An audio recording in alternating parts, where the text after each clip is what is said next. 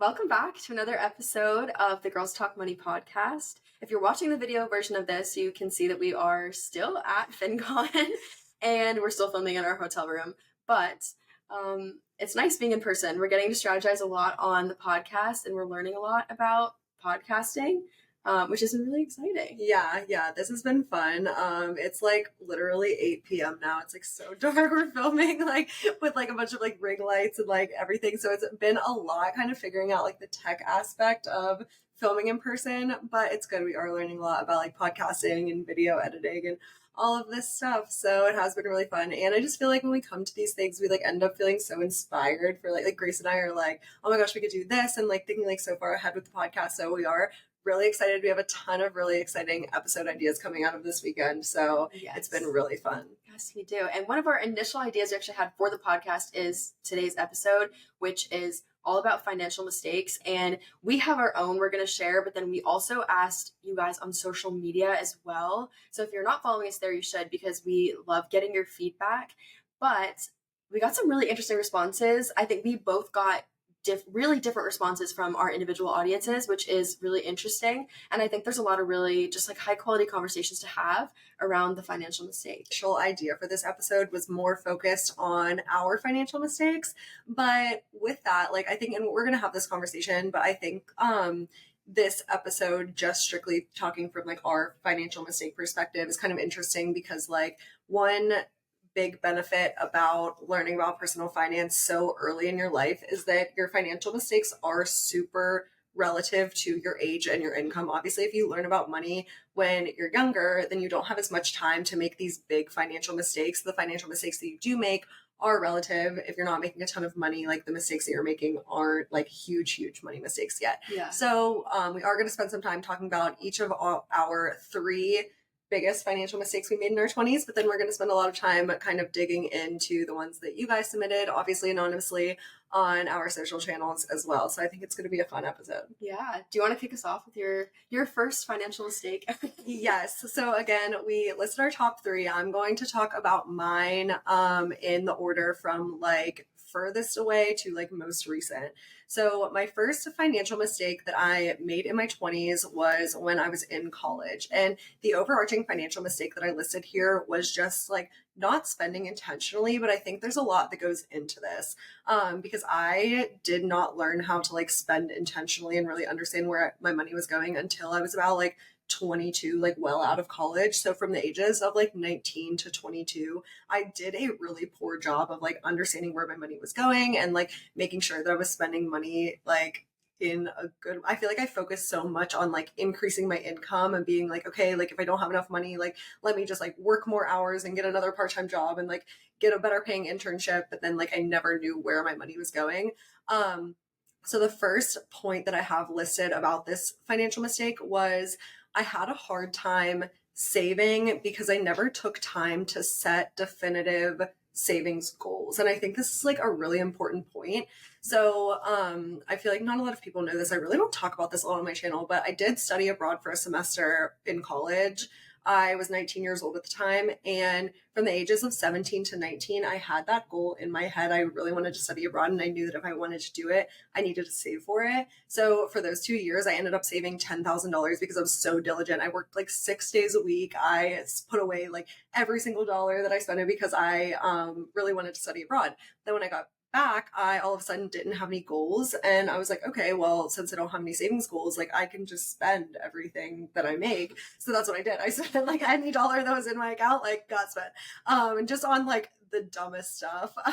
Another point that I have here is like spending money on things that I didn't actually want to be spending my money on, like the whole like financial FOMO aspect. Like my friends were going to the bars, and even if I didn't want to go to the bar, I had FOMO, so I ended up spending like $150 going out that night, or just things like that. Like I wasn't very intentional about how I spent my money, and through that I did not save anything for those 3 years, and that was a big financial mistake. Yeah, I definitely did the same thing.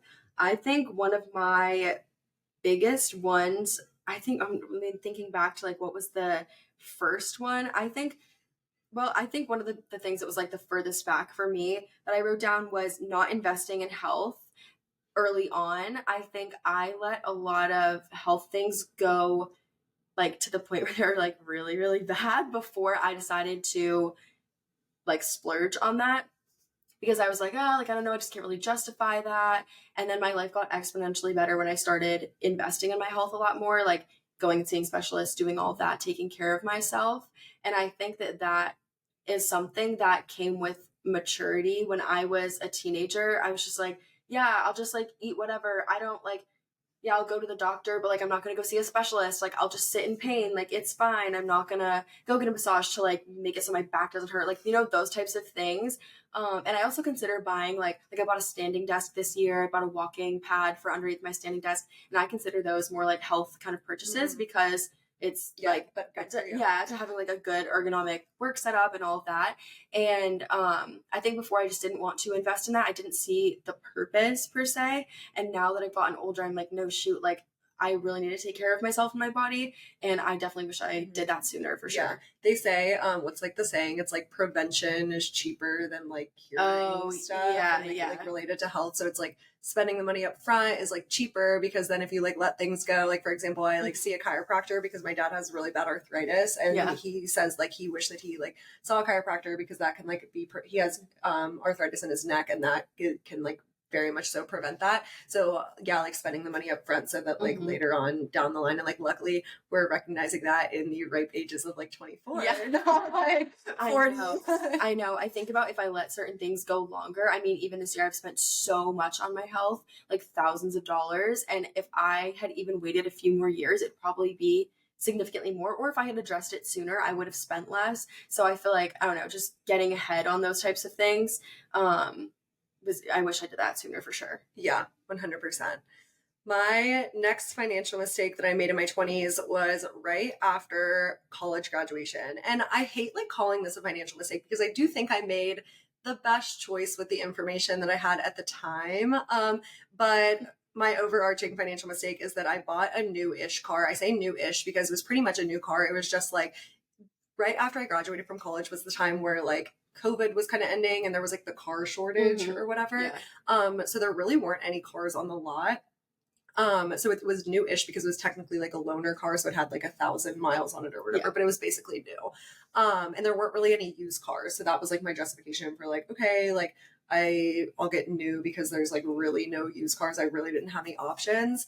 But basically, so like why I got this car was because I graduated from college and I got a job where I was traveling like 80% of the time, and it was all driving. So I would wake up on Monday morning and drive 5 hours to like the middle of nowhere in West Virginia. And I was a bank examiner. So I'd be like examining the bank all week and then drive 5 hours home and then like repeat the next Monday. And my car was just starting to have some problems. It was like a 2012, so it wasn't super old, but it was starting to have problems. And my dad was like, I don't want you breaking down in the middle of nowhere in West Virginia. And like, since you get per diem when you drive for work, you get like mileage reimbursement and like all of that stuff. He was like, your mileage reimbursement can kind of like cover your car payment. So that was like the justification for it. And I did a really good job of getting like, I got the base model. I got like the car that was best on gas because I wanted to like optimize my mileage reimbursement. So I tried to be smart about it. So it wasn't a financial mistake, but literally a month and a half after I got that car, I quit that job and accepted another job. So like my 2012 Nissan Sentra would have been totally fine. But again, it's one of those things. It's like, what are you going to do about it? That was the information that I had at the time. Yeah. I always say with like just regular life things, but especially money stuff, like don't cry over spilled milk. It's one of those situations where it's already done. Like, what are you going to do? Like, beat yourself up about it now? Like, no, it's just, okay, maybe like think it through deeper the next time. Like thinking about the fact the next time you buy a car, like I know that I'm remote 100% of the time, right? But I think you did, but I think you made the best choice with the information you had 100%. At the time. One of the next things that I said was a financial mistake I made in my 20s. I feel like these two kind of like go hand in hand. I have this desire, which many of you might relate to. If I do not know all of the information, I do not feel equipped to make a decision. And that is such a toxic thing because you're never, especially with personal finance, you're never going to know 100% of the details. I was just talking to two very experienced real estate investors the other day. I was interviewing them And they said the exact same thing. They were like, there are situations that pop up with our Airbnbs, with our long-term rentals, where we don't know how to handle it. We have to like think it through. It's not something we've experienced before. But if we didn't make a choice, like if we decided not to invest in real estate because we didn't know the answers to all these things, we would never invest in real estate. And I sat for so many years. I knew like I want to start investing when I'm young, but I was so afraid of making the wrong decision. I didn't feel like, no matter all the research I did, I didn't feel like I have enough information. So I just sat there and I just didn't do anything. And then I didn't start investing until I think I was 22, maybe. So only like 2 or 3 years ago. And I wish I definitely started sooner. And I think that I was just so afraid of making the wrong decision. I think especially when it comes to investing, I was afraid of, God, what if I lose my money? What if I just was really afraid of that. And I think because I was afraid of making a wrong decision, I failed to make any decision, and that just kept me exactly where I was. Yeah. So I wasn't like growing financially. I wasn't improving really anything. I was kind of just chilling where I was. And I think I wish I took action despite not having all the details much sooner. So this is something that we actually learned like in the conference that we're at. This conference is kind of like for creators to like teach you how to, whatever. But I think this is something that we have been learning about, is just kind of like taking the approach, like reminding your audience that you don't know everything and that you're not coming to the content with like an instructor's point of view, but rather like a peer. Because I think oftentimes like people see our content as like, okay, well, they like are investing and saving and stuff because they're like experts, or they like know, like no, literally no. I feel like a lot of it is that we know where to find the information and we know like who to ask for the information when we don't have the answers, but like we don't know everything. So I feel like that's something that I really want to try to implement in my content. Is just like reminding everyone that like we're only a couple steps ahead. Like we really don't know much of anything actually in the grand scheme of things. I always say, because I get a lot of questions about how I started my marketing business and how I did that. And I don't have a degree in marketing. I have no experience. And I would tell people, I'm like, you do not have to have all the answers. You just need to be willing to find them. So when shit hits the fan, you don't have to know in an instant, okay, I need to do this. You just need to know or have the capability to go Google the answer. And that's what I've done the entire time. Everything I've learned about money mostly has come from like books or Googling, and Google's free. So like, you can find the answer. I don't know. I think it tends to keep a lot of people feeling trapped in the situation they are in. And they're like, God, I don't know if I'm doing this right. I don't want to make a mistake. I don't want to, whatever. But usually there's a way to kind of solve that if you run into an issue that you don't know the answer to. Okay. So my third and final financial mistake that I made in my 20s was moving in with a guy too soon. This is something that I have shared like pretty publicly, like on my TikTok, in a few different like occasions. But I used to live with my ex-boyfriend. We lived together for about 1.5 years.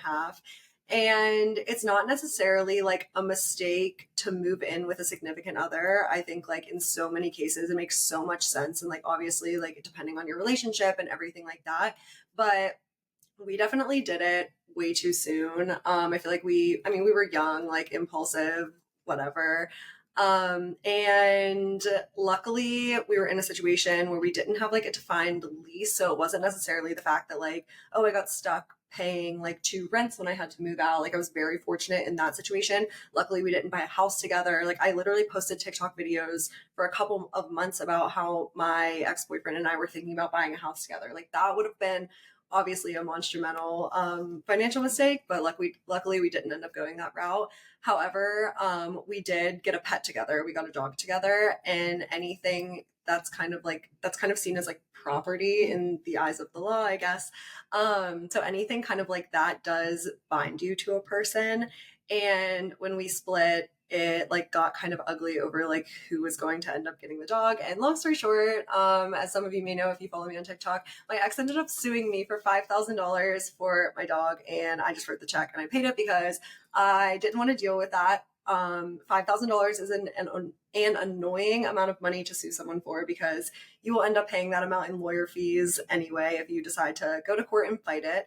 And also I like didn't want there to be any way that he could potentially end up getting the dog. So It was kind of like $5,000 for my peace of mind, but that was 100% a $5,000 financial mistake. I think if you are in a situation where you're in a relationship, thinking about getting a pet, like just establishing up front, like whose dog it actually is, not splitting it, only putting one person's name on the paper registration, all of that, and then like kind of coming up with your contingency plan for what's going to happen when you ultimately break up, if that so happens. I think it's tricky because I don't think I would get a pet with somebody until I was like engaged or married for that reason. But it's not something I really even thought about because I don't have any pets, nor am I like in a committed relationship. But I didn't really think about it until it happened to you. Mhm. And Yeah.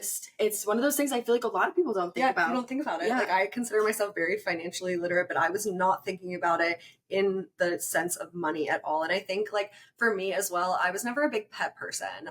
So it was his idea to get the dog, but obviously we were living together. I was the one working from home, so I knew that I would be the one taking care of the dog. So he was kind of like I needed to be on board if that was going to happen because it was going to be my dog. I literally said to him, I was like, you cannot get a dog and then like expect me to take care of the dog. So we kind of waited until I was on board for it.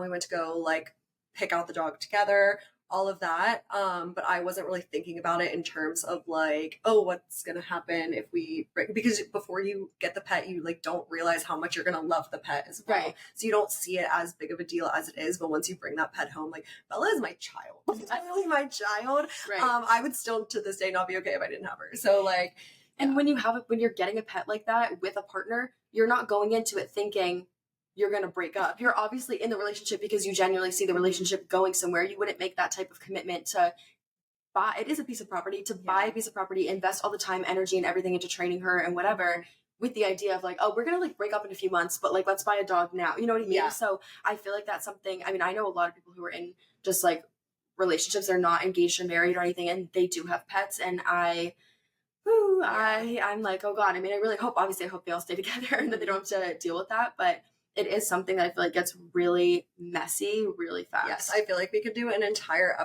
episode on just kind of like managing finances in a relationship and just kind of making sure that you're like crossing all of your boxes to where like if you guys break up, like it's not going to be a huge financial stress for you, between like what happens when you decide you want to move in together, like how do you manage like what happens to the lease, and like just planning for all of those things, because it is again something like you don't go into a relationship thinking that it's going to end, and you don't think about things in terms of like the monetary value of what can happen when you do ultimately break up. Yeah, for sure.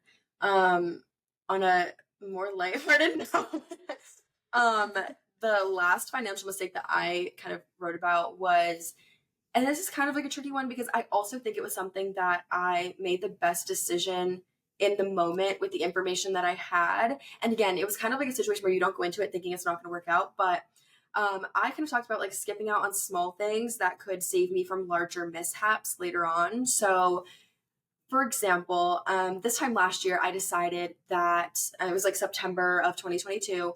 I wanted to be a digital nomad, and my plan was to live in a different city every month. And so I booked, 4 different Airbnbs, like it was 3 or 4. I saved like crazy for them, and I booked them all, and I had like my flight booked down to my first location, and I didn't even think about travel insurance or anything related to that. And it always seemed like an unnecessary expense. I'm like, I just spent $2,000 on an Airbnb. Why am I going to spend, an extra $250 on insurance? Well, I got down to my first location. I was in Atlanta. I was in an area where I did not feel safe at all. There were a lot of situations just having to step over people who were on like the front steps to my condo, and, just being harassed when I was walking down the street, just very uncomfortable things. And it made my mental health just like plummet. And so I made the choice to come home and to cancel the rest of the trip and reevaluate what I wanted to do. And so I left after a week. And luckily, the Airbnb that I was in at the time in Atlanta, they refunded me the rest. The host was an angel. He was like, I'm so sorry this is happening to you. I'll refund you the rest of the month, like the prorated amount.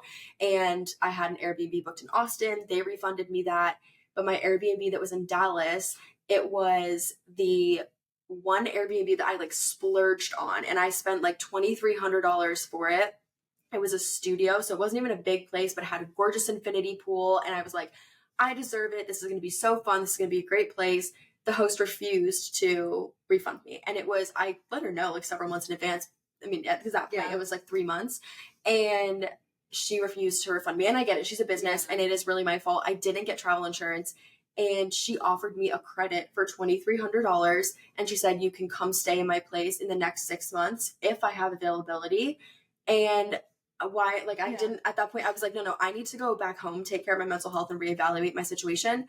I'm not coming back here in the next 6 months. And that's such a short time frame. I tried to negotiate with her and everything, but ultimately she wouldn't give me anything other than that offer of the credit for 6 months. And I decided not to use it because, again, I was like, I'm taking care of my mental health at this point. I'm not going to go back to Dallas by myself and live in a studio for a month. But had I gotten the travel insurance that Airbnb offered, I would have been able to get all of my money back. And I feel like a lot of times I'm like, no, I don't want to spend that extra money to like insure this item or to get the travel insurance or whatever. But now, I mean, I lost $2,300 and I was very upset with myself about it for a while. And then I just was again like, what am I going to cry over spilled milk? Like, it's happened. I had to take care of myself. The money will come back to me, whatever. But I think had I just not been so frugal and I spent the $200 on the travel insurance, I would have saved myself. I would have netted still positive $2,100. Yeah. And I don't know. I think it's something that it's like a mind game for me. It's something I need to think about a lot more so that I don't have more financial mistakes that are kind of like that. 100%. There's so many like applicable, and insurance is like a big one between travel insurance. Like if you're going abroad and maybe like your health insurance doesn't cover or like just different things like that, or like what happens if your flight gets canceled, what happens if your like bag gets delayed. Like for example, I have like a premium credit card and it has a lot of travel insurances, bag insurances, things like that, so that if like I lose my bag and thousands of dollars worth of stuff is in my checked bag and all of a sudden like I need to replace that because I don't have this credit card, even though this credit card costs me $400 a year. So just like different things like that. Another one that comes to my mind is pet insurance.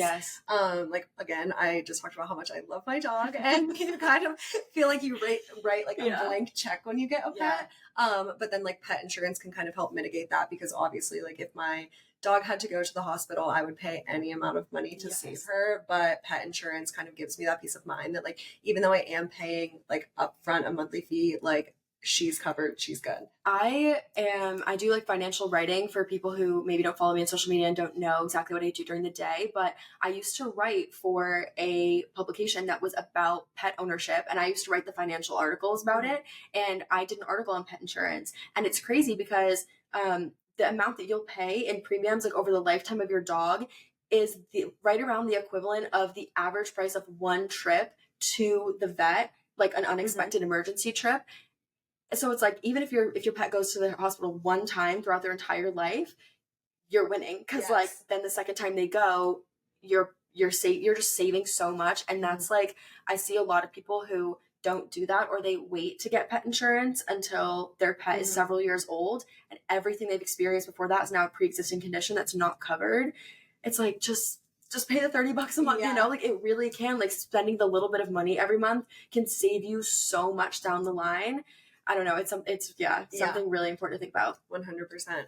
Well, those are our financial mistakes. Should we get into some of the ones that our listeners submitted? There were some really interesting ones in here. And I don't know, I think it'll be cool to kind of like talk through them and get our opinions on them. Yeah. I think my audience had more, more like kind of standard mistakes, but I think that there are a few that are good to have conversations around. I know your audience had more specific mistakes, like very interesting, super niche.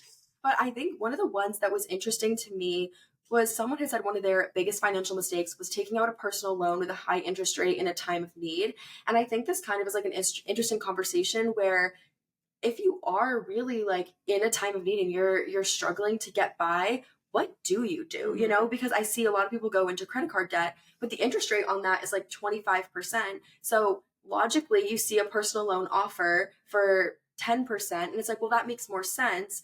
But then it can also lead you in the same position as the credit card debt. So it kind of is like a challenging situation to navigate. So I think I got a lot of responses to this question that basically said like not starting an emergency fund. And I kind of read that as like, that's basically what they were saying that the mistake was like being in that time of need because of the emergency fund aspect. Because like you said, like if you are in that need, what are your options? Like sometimes that might be interest rate wise the best option. But the mistake being kind of the emergency fund piece. Yeah, I know other people in my audience also said just generally like not starting sooner, not investing sooner, not saving sooner. And I think one thing too that a lot of people do that are in that boat is they underestimate how small contributions can add up quickly, right? So maybe every paycheck, all you can do is $50 into your emergency fund, but by the end of the year, that's like $1,200. So if you have a $500 emergency where you have to get new tires in your car or something like that, you have the cash there. And it doesn't seem like a lot, especially when you're seeing content online that's like, you must have a $10,000 emergency fund. It's like, well, why would I contribute $1,200 a year? That sounds silly, but it can save you from those situations where you're like, crap, I have this expense. I don't know what to do. So you take out a loan or you put it on your credit card or something like that, and it spirals out of control a lot quicker. I used to listen to so many money podcasts when I was like trying to become financially literate in college. And one episode really stuck with me, and it was I think it was the Bigger Pockets Money podcast. They do a lot of like interviews for regular people who like have done really cool things with their money, whether started from like X and now they're at Y, and Y being like they've retired early or they've just like accomplished something money wise, but they're just regular people, and it's all about like telling stories of like success stories and everything like that. I've learned so much from that podcast, but this one episode was this man talking about how like at his low point and what was like the break for him in kind of like being like, okay, I really need to get my financial shit together, was he didn't have an emergency fund and his car broke down and he had to take the car to the shop, and it was like $800 to pay for it, and he didn't have the $800. And for some reason, I think he like didn't have access to credit or like something along those lines. He like literally could not get his car worked on, and because of that, he couldn't go to work. So now he's like in this situation where he can't make money. He doesn't have the money to pay for the car, and he can no longer like make the money to pay for the car because it's just like this like vicious cycle. So yeah, I think the emergency fund piece is like super big. Yeah, I agree. I think your audience had really cool answers. I think some of the other just like standard things people in my audience said, things like maxing out credit cards, student loans and not understanding the terms, getting into a high car payment, which is something that we actually were just talking about earlier today, where people are like, oh yeah, I can afford, there's a difference between having the money for something and being able to afford it. And there's a lot of people who are like, oh yeah, I have the money to pay a $700 car payment. And then they realize that by the end of it, with all the interest, they've paid $40,000 for their $25,000 car. And on top of that, they didn't think through like, now my gas is more expensive. Now my maintenance is more expensive. My insurance is more. Yeah. So all of a sudden your $700 car payment is adding an extra $1,500 a month into your budget and just kind of like not thinking through that. Yeah. But you did mention credit cards, and obviously this is like an answer that I got a lot on mine as well. I think like credit card debt overwhelmingly is like something that so many people struggle with. And like people are definitely recognizing that is like one of their biggest financial mistakes. But some of like the different like niche answers that I got that I thought were interesting, just like the way that people phrase them. One was living off of credit cards and only paying the interest. And I think that this was a good way to put it. Like you almost see credit cards as like a way to access a different lifestyle. You know what I mean? Some people say it is free money. Yeah. It's like, oh, free. I all of a sudden have access to be able to buy new clothes and go out with my friends. And it's just kind of like giving you access to a different lifestyle, and then realizing that you have to pay it back with a lot of interest. And then the second one was opening new credit cards before the others were paid off, that I thought was really interesting. Like, yeah, just kind of, first of all, I am totally in the boat that like every new account you add to your financial system makes it exponentially more complex. So I think if you're having trouble managing your current money system, opening a new card and like adding a new card to that is only going to make it harder for you to manage it. Yeah. Simplify your stack. Yeah. Simplify it. That's why I like to have like a lot of accounts with like one provider and just like kind of call it a day. But especially if you are carrying a balance on a credit card, I know a lot of people that end up doing this because it's like, this credit card has a 0% balance offer for like, or 0% interest offer for the first like 6 months. And they think that that's like a good way to kind of like use that credit card instead of there, but then you end up kind of just like spiraling from there. Yeah, for sure. Someone on mine also mentioned, which I think someone mentioned something similar to like in yours, but someone said living with someone that wasn't ready. And I think we were talking about this recently, having conversation about roommates. And because a couple weeks ago, my therapist told me I was like debating living with a roommate, and I was just talking to her about the whole process of like finding a roommate. And she said, vet your roommates, because she was like, if somebody is, you know, maybe not quite sure if the rent fits in their budget, or they don't know what their budget is, or things like that, is that going to impact their ability to pay rent? And I think that's an interesting financial mistake, because you're on a lease with that person. So if you get there and you realize they're not ready to take care of themselves, they're not ready to clean an apartment, they're not ready to pay the bill on time every month, they don't have that, you know, routine, they're not following through, like, you're on the lease. So what are you going to do? You know, that's a complicated situation. And then you're paying to break the lease and leave early. Or I met somebody when I was, you know, traveling before, who had broken up with their partner but had to live in the same apartment because neither of them wanted to pay to break the lease. So they're living together while being broken up. And I'm like, how is this working? You know, that sounds like my personal hell. Yeah, no, that sounds awful. Like and you don't want to have to be in that situation. So really making sure that you think through who you're signing a lease with, because a lease is a legal document. It is a contract you are signing, and it's binding. So I don't know, thinking that through for sure. Yeah. Going off of that, this is like not super related to like relationships or anything or roommates, but someone said moving too many times. And this is something that I was like making a video, I think on TikTok a couple weeks ago, that was all about like financial mistakes and like things that will like kill your budget in your 20s, and like moving will kill your budget in your 20s, like 100%. I think like people who move into a new apartment every single year like don't realize the like sunk costs and just kind of like extra costs that you're like throwing at that. So moving too many times will like kind of make it hard to get ahead. Yeah, I think I kind of specced out like the cost of moving, and I was like, oh my God, $1,500 to ship your car across the country. Then like paying for movers was like $3,000. And someone did actually say, I forgot to write it down, but someone did say buying furniture for their apartment that no longer fit their new apartment. Like they bought furniture that was so customized to where they were living that when they did move, they had to get rid of all of it. And so they were like, great, now I just spent all this money and I'm trying to like sell it on Facebook Marketplace or get rid of it. But you're losing so much off of that. That's actually so funny. The episode that we filmed before that, if you did not listen, go listen now. But we just filmed like a save versus splurge. We didn't end up talking about this one. But furniture for apartments is like one of my saves, because like you just move so much. You ultimately do end up moving so much in your 20s. Your space is not permanent. You're going to like either get more square footage, less square footage, and like splurging on nice furniture, I think ultimately will cost you more in the long run. It is tricky, because I feel like for me, I'm looking forward to moving out of my parents' house and having my own space and being able to make it feel really cozy and homey and whatever. But there's no reason for me to have a $5,000 couch, you know, just thinking about it, because it's not going to be your long-term space. So it's like, make it cozy for sure. Make it cute, like get stuff that you love and that you enjoy. And maybe if there's something for me, like my standing desk was a bit more of a splurge. My walking pad was a bit more of a splurge. A nice desk chair is probably a splurge. Nice mattress. Yeah, a nice mattress. Yeah, that for sure. You know, and don't buy a couch that's hard as a rock. Like make sure you actually like it, you know, but don't make it something that you're so disappointed. I've seen people, oh my God, what is that brand where they sell that giant mirror? It's like, I don't know if it's like an anthropology mirror. It's like $1,000 mirror. And I saw recently that somebody was having to sell theirs because they didn't want to take it with them when they were moving because it's probably going to break. Yeah. I was like, $1,000 mirror? What? I'm sorry. No, ma'am. Go to the thrift store, look on Facebook Marketplace, buy the Amazon dupe, you know, like that type of stuff. Like you spent so much money and then you can't even take it with you. And my thing as well, and I think this is like having a dog, or if you have kids, just like not having to stress about like if my dog like gets my couch a little dirty and like if there's dog hair all over my couch and just like things like that. I don't want to have to like, I want my apartment to be cozy and lived in and just like feel kind of like at home. And I don't want to like have one of those like everything's white and I like can't like feel my couch and I can't live in it.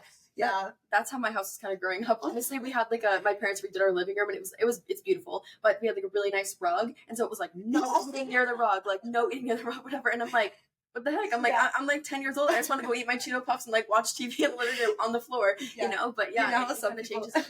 some people have like literal rooms and it's like, okay, this is like the sitting room, but like you're not allowed to like actually stay. Like you could tell no one goes into the sitting room. Like they have like a living room that you can actually live in, and then like a living room that like no one's allowed to go. One of my exes, the couch in their home had a plastic cover on it, so that you couldn't. It was literally a plastic cover. So I like went to sit down, and it was like squeaking, and I was like, but it was so that it didn't get dirty, and I was like, y'all, I'm like, just get a couch you actually want to sit on that you don't need to put a plastic cover on. They'd have guests over, and guests would like sleep with a plastic cover. I'm like, what? Yeah, it was so weird. Oh my gosh, that's funny. Okay, let's go into some more financial mistakes that you guys submitted on our Instagram. This one was a good one. So thinking a 9-to-5 was a stable option and wouldn't lay me off was the exact verbiage submitted. And I think like so many people can relate to this. Yeah, just like growing up thinking that if you go to college and get a good job and you work for a big company, that like that's kind of like the stable, most practical way to kind of go about life. And then all of a sudden you realize that that company doesn't care about you at all. Yeah. I think a lot of people have asked me, because I freelance full time, they've been like, don't you feel worried about the fact that your clients could dip at any moment? And I'm always like, no, I feel 10 times more secure, because if I had a 9-to-5 and I get laid off, my income is all going out the window. Yeah. I actually just a few days ago, I found out that a client was unfortunately shutting down their company, and that meant that I'm losing them as a client. And I was like, well, I still have like 5 other clients that I'm making money from. It doesn't actually matter that much, right? Like I'm still staying afloat. I still have enough to pay my bills. I'm good. Versus if I got completely laid off, my income is all going out the window. Yeah, it goes back to like the income like diversification aspect, not so much that like 9-to-5s are bad and like don't go, like not everyone has to be self-employed. Like this is totally a lifestyle choice over like a like one size career fits all. Yeah. But just kind of like, even if you do think that a 9-to-5 is like maybe the best option for you, or not 9-to-5, just like any type of like full-time W-2 occupation is like what is best for you, just considering ways to kind of diversify your income or building up the skills that can easily be like transferred to something else. Like maybe like, so I just got an Instagram DM the other day and a girl was like, unfortunately, like my company just did another round of layoffs, and I like didn't make the cut this time. Like what I do, like we were just kind of talking back and forth, and I was like, think about like your transferable skills, and while you're looking for that next full-time opportunity, find ways to like diversify your income between like maybe freelancing, taking on side gigs, and then also just like part-time jobs, babysitting, like finding other ways to kind of diversify your income, either while you're waiting for another full-time job or even like when you do eventually get that next full-time job. Yeah, I feel like it's smart to always have something in your back pocket. I know when I graduated, or even during COVID, I signed up to be an Instacart grocery delivery driver, and I was like shopping and delivering groceries. Yeah, I loved it. It was like a supermarket sweep. Like I would be like running through that grocery store. It was so fun, but I made bank doing it because it was COVID, and I was like, it was embarrassing. I would literally be like running through the grocery store, not running, but like speed walking, because the faster you went, the better pay you got. So you're like challenging yourself. Yeah, no, exactly. It's literally like a race against myself. But I had that, and I developed that as, I became really good at it. I had tons of like 5-star reviews. And then when I started my business, I did it at the same time. So I did my business full time. Then I also did Instacart. And I knew that if it didn't work out, like my business didn't work out, I always had that in my back pocket. And I still am registered on the app. Like I could go do it tomorrow if I wanted to. And I just think it's smart to always have something on the back burner, just keep something in your back pocket in case that does happen. Yeah. Next one that I thought was really interesting is saying yes to being in way too many either like groomsmen parties or bachelorette parties, and not necessarily like the party or not. What's the bridal? Yeah. Not bachelorette, but I guess that kind of like goes along with it. But yeah, just like saying yes to being in like too many bridal parties in your 20s, or I guess even in your 30s. But yeah, it's expensive. I was in a bridal party a couple years ago. I think maybe this was last year.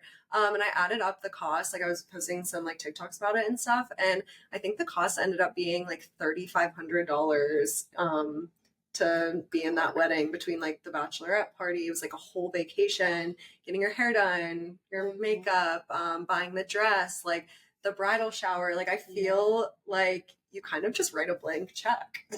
Yeah, honestly, it reminds me too of the whole thing of like birthday parties in your, or like birthday weekends, things like that as well in your 20s. I know I've had friends, especially since after college, a lot of my friends kind of disperse. They're like, oh, I want to do a birthday weekend. And I'm usually like, I have a friend who plans one every year, and she lets us know. Literally, her birthday was in August. She let us know last October. So like and it was like she had the itinerary and everything. So she's a planner.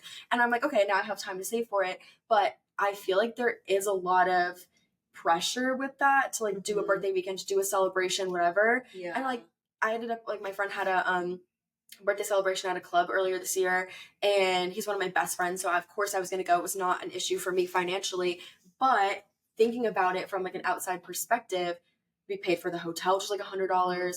I bought him drinks. I was buying like a few other people drinks who just like, you know, people that maybe were hesitant to buy drinks because of the cost of it or whatever. You know, I was buying drinks for myself, so I probably spent like $200, $250 probably with his gift and everything. So I'm like, oh my God, like that's one night, you know, you think about when people do a longer birthday weekend too. Yeah. It's, 100%. oh God, I think it's all about, and obviously it's like you spend your money on things that like fulfill you and like fill your cup. So the people that are super close to you, like you do want to celebrate them, and you do want to be involved in their bridal party and their bachelorette party and do all of the like wedding things, but just like really thinking through the ask before committing to something. So like if you do get asked to be in a bridal party or anything like that, just kind of really thinking through, like maybe asking more questions like, hey, like what are you expecting of me if I am going to be like a bridesmaid, or where are you planning to do your bachelorette, and like would you be offended if I wanted to be in your wedding but didn't want to go into the bachelorette, and things like that. Just like kind of asking more questions so that you're like not in a position where you feel like you have to spend your money on things that like you don't feel able to. You're not sitting there having to make a game time decision being like, I already told them I was going to commit to this, and now I'm not, and now I feel shitty because I'm backing out. It is. I think a lot of people just think, oh my God, of course I want to be part of this. It can be so much fun. And then you're like, whoa, you get the bill for the first thing, and you're like, oh my God. Like, you're like, what, this dress costs $500? I'm going to wear it one time. Like, no. I've seen this a lot on TikTok recently, where brides are starting to, like, when they ask their bridal party if they want to be in the wedding, like printing out kind of like a layout of all of the associated costs. So it's like, okay, I'm asking you to be in my wedding, and if you do want to be in my wedding, here's generally how much money you're going to be spending. Like the dress is probably going to be $200. I do want you to get your hair and makeup done so that everyone looks nice. I do want you to buy like the jewelry that's going to match everyone. I do want to go to like X, Y, and Z for my bachelorette, and like all of that totaled up is this. Are you okay with that? So it's kind of just like being transparent up front, which I like love the idea. Yeah, I love that. I feel like it's very presumptuous to just like assume that everyone's going to afford it, or they're going to find the room in their budget to do it, which we could do a whole episode about this, but I think it's kind of, I don't know. It's like weird. It's like, oh, I want you to be part of this, but I'm not going to tell you how much it costs until right before, and then I'm going to expect you to find the money somehow, some way, and just be fine with it and not complain. Yeah, it's like, it's very weird. 100%. Let's look at some other ones. Oh, I thought this was like a fun one. We don't have to spend too much time on it, but someone said, spending all of my money from a retail job at the same store I worked at.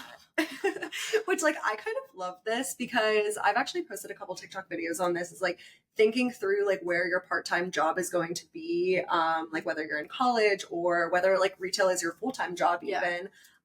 Thinking through like what your job is going to be based on like the employee perks. But I was coming at it from the kind of viewpoint of like leveraging those employee perks, like get ahead, whether it's like, for example, my retail job in college was at a Macy's, and I like loved the employee discounts because like for holidays everyone would get like super big discounts on, like I would get them perfume from Macy's and like just different things. I felt like I could get so much out of my employee perks, but it also wasn't a place that I like shopped at regularly, so I didn't feel like I was just like on my shift being like, oh, I want this, and then like my paycheck all just like goes right back to Macy's. Yeah, my first job was at McDonald's, so we got like half off food when we were working, but I never really like ate there. So my second job was at DSW, like the shoe store. But the same thing, you only need so many shoes, so I wasn't buying stuff all the time. But I have heard of this being a thing, especially I've heard people who work at like Old Navy, Gap, Banana Republic, like that. because I've heard the discount is really good. I think I had a friend who used to work there and it was like 50% off. So she was constantly like buying stuff because she'd buy the sale stuff and then get 50% off. Yes. But then same thing, her paycheck was going back to it quite a lot. 100%. And like when you're working retail and you're like hanging the clothes, like you have to like look at them, you're like forced to stop for like your entire shift, or if you're bored, you're just like kind of like folding things, being like, oh, that's actually cute. Like you just like see more things that you want, so like being mindful about that. I think it's funny. The other thing that kind of goes along with this, and this is sort of back to the credit card one too, is store credit cards. No one submitted this, surprisingly, but like I always talk about this. People will be like, oh, well, do you think it's a good idea if I get like the Target card or like the Nordstrom card or like whatever, because I shop there anyway? And it's like, do you want a reason to spend more money there?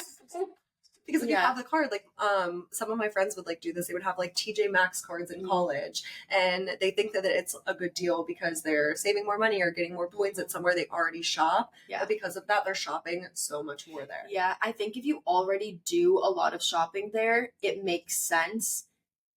For example, my mom has a Kohl's credit card, and that's where my brother, his entire wardrobe is pretty much from Kohl's or Old Navy.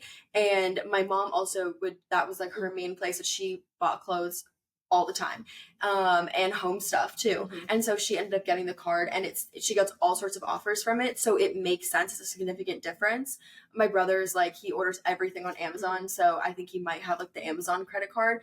But that's because he quite literally orders everything on Amazon. Yeah, like, so if you're that loyal to a brand, I guess exactly. Yeah, but otherwise, I remember somebody, I forget who I was talking to the other day, but they got the Victoria's Secret credit card, and they were like, "Oh, I thought I was the shit. Like I was so cool. I put like $500 worth of stuff on it, and then it took them like 5 years to pay it off. Yeah, and it was literally just like stuff." From the, like, it's just you do not need that many like bras and underwear. You know what I mean? I think Victoria's Secret did such a good job with their credit cards because they're like pink, like they're so cute. Like everyone makes a Victoria's Secret card. Yeah, I think and I was like kind of talking to this person. I obviously wouldn't share who they were, but they were like comfortable with this choice, and they were saying like, oh, they wish they knew differently sooner on. So not airing their dirty laundry, but it's something that you really do have to think through. Like, don't just get it because you're at the cash register and they're saying, oh, you'll get an extra 20% off. Like, it is a credit card. You really do not need 20% off of your like $90 bill. Like, okay, you're saving $12 and then $18. Yeah, and now you're going to be in credit card debt for a really long time. Yeah. No, it doesn't make sense. Yeah. The last one here would be related to, I guess, just like student loans and college in general. One person said, and these are their words, not mine, stupid, useless college major. Which I thought was really funny. But I do think it's a good, like, I think a lot of people do relate to this. Like, follow your passions. Maybe don't do it at a 4-year expensive university. Maybe like take a course that you find from someone. Like, there's so many other ways to like get that education if you're passionate about something that does not require a college degree. Yeah, I think if you're listening to this or watching the video version and you are, maybe 18, you're like just going into college, one thing that my high school had us do that I think was really helpful was we had to look at the expected salary of the role that we wanted. And of course, the role that I wanted at 18 ended up changing, but we had to look at that. And that made me really think about where I was going. I still went out of state with no scholarships. I paid a crap ton of money. But it was like, I initially wanted to be a lawyer, so I figured I would make enough money at the end, and I had to go to law school, so I wanted a good degree for my bachelor so I could get into law school I wanted. But I feel like there are a lot of people that are like, oh, well, I want to be a teacher, for example, and I know the average salary in the area I want to teach ideally is $40,000, and then they go to a private institution where they graduate with $100,000 of student loan debt for just their bachelor's, and in Massachusetts you have to have a master's to do it too. So I'm like, the math is not mathing there, it doesn't make sense. And I think that if I could go back, I would also like think it through more. What's my expected salary and what am I spending? Yeah. And maybe like if you do think that college is for you, but you're considering a major that maybe doesn't have like the super, and what I feel like the whole teaching thing is different from, I think this comment might have been related to something like artsy or like creative or something, like maybe something that they didn't have an ROI on. Like still go to college. You could get like a business degree or something and like take those courses on the side, or like take them outside of, watch YouTube videos on them, figure out how to like freelance those skills, or like do something else. Maybe don't spend the like $50,000 of tuition on it and still learn the skills. Or even like double major, you know, like I knew people who they really wanted to do a graphic design major, but their parents were really adamant about them picking something more quote unquote practical. And so they would also do like a double major in like software engineering, or, you know, something that's such a good tip. They felt like that there was more job security. Because I think what happens is I think a lot of people, and I was in high school, I went to a trade school and I studied like a creative field at the trade school, and so a lot of my friends ended up going to art school after high school. And I think it's just important to be realistic about it. If you really like art and that's in your into creative stuff, pursue it, because you're going to enjoy your life a lot more than if you force yourself to do something that you don't like. But at the same time, be realistic. If your ideal is to be a singer, or you know what I mean, get real with yourself about the data. Like, is there what's can the you pursue employability? and can you pursue being a singer without like, spending $50,000? Exactly. Think about it. I think that just thinking about the potential for you to end up where you want to end up is important before you make that choice to go somewhere so expensive. And I honestly think and I would say this to myself too. I went to the University of Connecticut. I spent a bunch of money going out of state, and I ended up graduating with a double major in human rights, urban studies, and a minor in social justice organizing. Yes, like that program at UConn was not offered at any public institution in Massachusetts, so I actually got a discount at UConn. But there's no need to go to a very expensive institution for something that is not a niche program. You know, if you have a very niche program, I have a friend who did genetics, and there's like only a few programs, like master's programs that she ended up doing in pharmacogenomics, which she did. So she doesn't have many options, you know what I mean? Versus like if you're going for business, or if you're going for communications or something like that is a bit more broad, maybe consider going somewhere that is a little bit cheaper, so that you don't graduate and then look at your debt total and be like, this is a stupid, useless degree because it is so expensive and it's not even maybe what I want to do, or now I'm struggling to get a job or something like that. Yeah, 100%. And I feel like we could do complete episodes dedicated on like on this topic. Yes, especially on college, because I think like decreasing the cost of education is going to be so big for so many people to like get their financial shit together. So yes, we can totally make dedicated episodes to that. The last thing related to colleges and like student loans is spending student loans on travel and personal use, which I definitely think a lot of people view this as a financial mistake. I feel like when you take out student loans, you can kind of, it's like a blank check again. Like you literally kind of have access to unlimited money. And when you're 18 years old and you don't really understand the grasp of like, okay, if I'm $100,000 in student loan debt when I graduate, what's my monthly payment going to be for how many years? You kind of don't think through it like that. So you kind of just see it as a way to go to the bar on the weekends and go on spring break. Which is crazy. I didn't know this was actually a thing until after I graduated college and I started hearing people's stories more, because my money got dispersed directly to my school. Like I didn't get any of that. But if you get scholarship money that then covers it, you can get a refund from the institution. And a lot of people will start to play around with that money. But then it's like, no, you still like, you still owe all that money back. Like if your university gives you a discount after you've already borrowed that loan, and then they give you a refund. Well, that's still loan money. It just came back to, it's just coming back to you in your pocket now. So like, go use it to pay off your loan. Don't use it for things, like travel in the bar and all that. I will say, like, I won't say I sort of did this, but I feel like it was a weird situation for us when we were in college, just because of like the COVID student loan pause or whatever. So I got my undergrad and my master's degree. I got my MBA, and my last semester of my MBA program, I got a graduate assistant position. And through that graduate assistant position, they pay your tuition. But by the time that hit, my like loans have already paid the whatever. So I ended up getting a refund check of like $12,000. And I was working a little bit at the time, so I didn't really like need that money for anything. It wasn't like I like needed it to live that semester. And I was going to put it back onto my loans, but then I was like, it's 0% interest right now. So why don't I just like put it in my high yield savings account until like, so I kind of did that. I just like put it in my savings. And then I actually made a TikTok about this when I finally started my channel, like how I graduated with X amount in my savings. And like I said in the video that a big chunk of it was from, and people in the comments were like, you're like, that's not real. Like, they were like mad about it. I don't know. And I was like, well, it's 0% interest. So like, I'm going to use it eventually. And I did. I ended up using it to pay off my student loans just a couple of years later. And I think it's smart. You put it, like, you leverage the fact that there was 0% interest and you put it in a high yield savings account to earn more interest on it. But it's not like you were like, oh, great, I'm going to go and shake my ass at the club and like buy drinks. You know what I mean? Yeah, now I can go and easily spring break. done. Yeah, no, exactly. You could easily done. Like you did keep it to pay back your loans. For sure. Just like in an inadvertent way. Yeah, like a little roundabout way. A couple years later, but like, well, I think that's like all that I have here. Yeah. This was a fun episode. It was. Yeah, like we said in our last episode, we are really looking for feedback here. Obviously, we're very new to podcasting.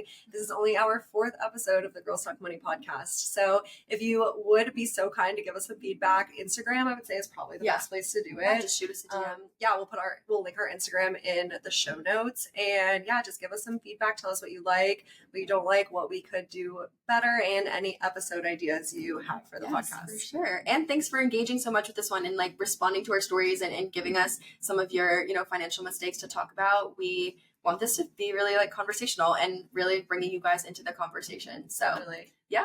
Thanks for listening and come back next week.